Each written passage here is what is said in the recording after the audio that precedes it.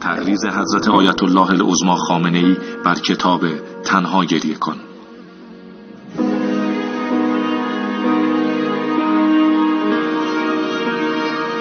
بسم الله الرحمن الرحیم. با شوق و آتش این کتاب شگفتی ساز را خواندم و چشم و دل را شستشو دادم.